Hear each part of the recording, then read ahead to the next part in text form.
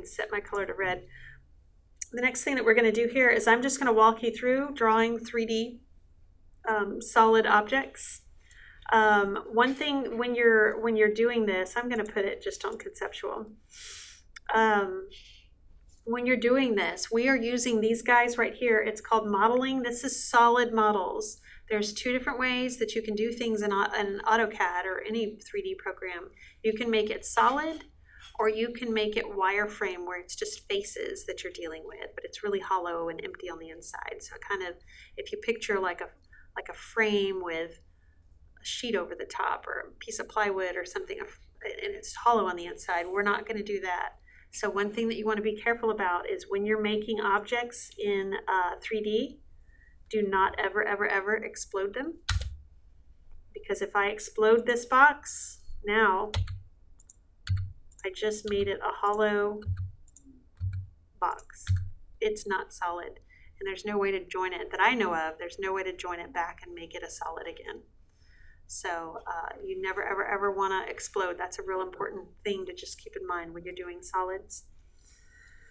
All right, so this first option here, I'm just going to walk you through the different things that we can do. We're going to do a box, and you guys just watch. When I'm done with this video, you guys can play around, just make a few of these things. So I'm going to do a box. With this, you just click wherever you want to start, and you can see the footprint as I'm moving this around. If you look at my UCS over here, it's kind of hard to see because I put a box right on top of it, but do you see where it's X going this way, Y going this way, and Z going straight up? AutoCAD will always ask you in that order, X, Y, Z. It'll always ask you in alphabetical order. So the first thing that it's asking me, you can see the blue box changing. That's my X value here. So my X, you're going to type in whatever you want it to be. So I'll do 10. I'll press tab. Now I'm in my Y. We'll do 15. To get to the Z, so I've made my footprint, if you will, 10 by 15. Now I pressed enter, and now I'm going to do the Z, so 20. So it'll always ask me in that order. So how you're going to do it is you're going to type in X, tab. Is that tall enough? Y, enter, Z. So X, tab, Y, enter, Z. Or you could type in commas in between. So X, comma, Y, comma, Z. AutoCAD will take that too, but it's easier since we're using dynamic and we're used to using dynamic to just, you know that you tab back and forth. When you press enter, it's going to ask you for that Z.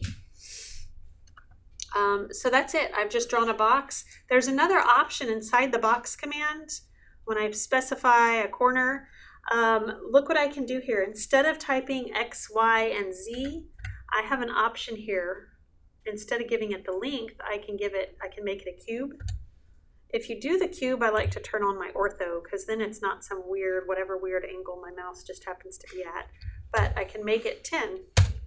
I gave it one dimension. I told it was going to be a cube, and then I just have to give one dimension, and then it's 10 by 10 by 10. So it's kind of a quick and easy way to do this. One thing I want to show you about grips, when you've got 3D objects, I want you to see these different grips that you have here. So do you see this little arrow? It's telling me along that X, I've set it to 10. If I activate that grip by clicking on it, that little arrow grip, I can type in a distance. So notice it's already 10. This box is letting me type in a new distance. So if I typed in 5, it would add 5 to my 10. So that's a quick and easy way to do that. If I don't want to add to it, but I want to set like an accurate overall length, then I can just type in whatever, 12. And now it's 12. I had to press tab to get to that box though. Can you put a minus in there to make it smaller? I've never tried to do that. So let's see. If I were to come in here and type in minus 2. Oh. Yeah, there you go. So now it's 10. So we're going to do like each one of these little boxes individually on those drawings? I'm going to show you several different ways that you can do 3D things, and then you're going to pick and choose how you want to do them. So some of it, these are primitives. So if you remember in your 1405 class, one of the very first things that we talked about when you were sketching was primitives.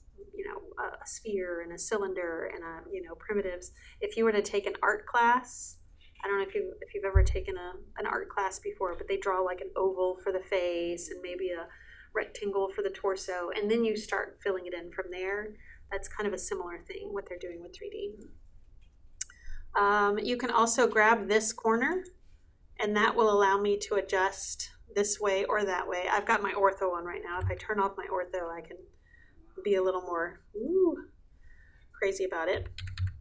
But each one of those grips has its own. So I can click here, press tab, and I can make this 15. So it just shortened the whole thing. So that's something that you can do with grips. You cannot do this with grips if you have exploded it, because it's not a solid anymore. You cannot do this with grips if you've done any additional solids editing, which we'll talk about later, like subtract and union. Those grips go away. So is the SolidWorks class then about 3D stuff? SolidWorks, yeah, it's all 3D. It's a different program though. It's not even an Autodesk program. No. And it doesn't really work the way that this does. It's really close to Inventor if you've ever worked with Inventor before. Okay, so that's a box. Everything you ever wanted to know about boxes. Cylinders. The way the cylinder command works, it starts off almost like the circle command. So it's kind of familiar. It's like, hey, give me a center, click the center. Now it's asking for a radius, or I could tell it a diameter. So really just like the circle command. So let's say a diameter of 2. And now it's asking me for the height. So it's a circle with a height to it along the z-axis. The height will always ask you along the z-axis. So when you're drawing a cylinder, wherever your z is, that's the part that's going up. If you need your cylinder to go another way, you'll draw it up and then you'll rotate it over. So I'll draw this up, type in whatever your height is, 10, and I've got a cylinder right there. I'll make a copy of it. Actually, I'll do a separate video on solid editing, so I'll show you the 3D rotate separately. So this is just doing this. So that's the cylinder command. We've got a cone command. The cone works a lot like the cylinder, so you specify the center, specify the radius, or you could do D-enter for diameter. It's just when you give it the height, it makes it come to a point at the top. So super, super easy. You could get a job at Sweet Caroline's snow cones, designing the latest snow cone or something. Another thing that you can do though is with that cone command, so I've got the diameter here, let's just say it's got a radius of, we'll say 5. One thing that you can do is for that top, you can actually give it a top radius. So your cylinder or your cone doesn't have to come to a point. So if you wanted your top radius to be a 2, now it's a flat top. So that's something that you can do. That's an option that you have there. Can you make that into an hourglass? It's got to stop, I guess, at some point. If you want to, if you want to smooth it out, there's better ways to probably make an hourglass. I mean, you could copy this, rotate it, put it on top, and it would be kind of a hard hourglass. But I'll show you where there's a revolve command that would be an easier way to do an hourglass. But the cone, I'm trying to think of when you would use an actual cone, and aside from working at a snow cone factory, Madonna, yeah, doing costume designs for Madonna. One thing that I can think of that you would do, maybe this truncated cone, or maybe the pointed cone too, would be if you turned it upside down, you put it inside of an object and subtract it out, that would give you like a countersink. So if you're doing like a 3D countersink, that might be in time. Do what? Training cones for athletics. What is training cones for athletics? Oh, yeah, that's true. Traffic cones too. There you go. We're thinking of all kinds of careers. You could start a cone career. All right, so that's the cone command. A sphere command is like the world's easiest. You click it, start the command, you give it a center, you give it a radius or a diameter, and you're done. And one thing though to think about, notice how when I zoom in here, my center of it wherever I clicked for the center, it's bigger equally on the top and the bottom. So right now it's above ground and below ground level of that grid equally. So that is something to just consider when you're doing it. But I could do a sphere here, snap to the midpoint, and I've got it. So spheres are pretty straightforward, pretty easy to do. The next one here is a pyramid. Watch this. So specify the center of the base, wherever. Now specify the radius. Let me turn on my ortho again. A radius of whatever, so let's just say 5. Pull it up, give it the height, 10, and I've got a perfect pyramid. Wouldn't the Egyptians be jealous? We'll whip this thing out in no time. When I start that pyramid command though, one thing that I do have an option for is to tell it how many sides. So it defaults to 4 sides, but I can make it have 8 sides if I needed to. I can give it a height, and now I've got an 8 side. Ooh, that looks kind of like a diamond, doesn't it? Or a circus tent, yes. If I do it again, and I say sides, 8, whatever, and then now look, I can do that top radius option again. And now I can make it, maybe that would be the top part of a hex bolt or something like that. So anyway, that is the pyramid command. Just know that you have some flexibility in how many sides you have it, and if it's a flat top.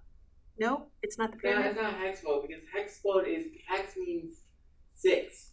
Well, yes, I did.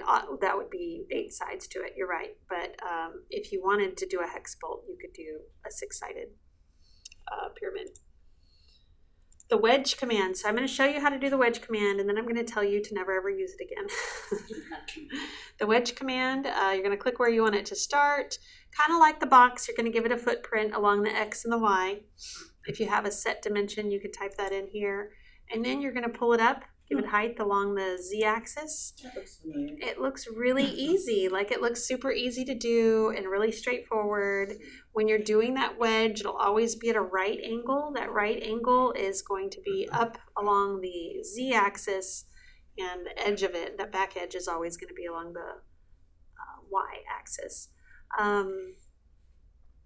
But the problem with the wedge command is usually when you are doing a wedge, it's because you've got an angle, and there's not an angle option in here. So if I need it to be 37 degrees, that didn't really help me drawing the bottom, the X, the Y, and the Z. It's not adjustable. Yeah, it's not like you would have to have points to snap to, or you would have a reference, some sort of reference there. So the wedge command looks easy to use. It is easy to use if you just want to draw a random wedge, but when you're really trying to use the wedge command, I'm going to show you slice is so much easier, or the extrude that we're going to do. There's other ways to get a better wedge than that. And I felt really bad saying that for years. I was always like, I feel guilty. Maybe I should learn to love the wedge command. And there's a guy who used to teach for me in the training center, and they actually called him Auto God, which we didn't say in front of him, but like seriously, he knew everything about everything with AutoCAD. And I went into one time and I was like, okay, wedge command, make me love it. Explain to me what I'm doing wrong here because I hate this command. And he said, there's only one thing you need to know about the wedge command. And I said, okay, what's that? And he said, never use it. I was like, yay, I don't feel so bad. Yay, we all hate you, wedge command. Torus, so this is adorable. Watch. It wants the first radius and a second radius, and it's a donut. So you could go get a job at Shipley's or River Rats. You could go tubing, Schlitterbahn. The only purpose I can find a use for that would be like an O-ring, I guess, if you're mechanical. I don't know. I had somebody explain to me something, a bicycle bike guy, had something, maybe there was like in the pedal, I don't know. There was something that clearly made sense if you're really into bikes, that this is some kind of part that would be helpful. But anyway, that is the Torus command. So we've just walked through all of the basic solid shapes that you can do. I'm going to let your screens go, and I want you guys to open up AutoCAD, and I want you to set yourself into the right workspace with, an isometric perspective, And I just want you to play, draw at least one of each of those objects, just play around a little bit.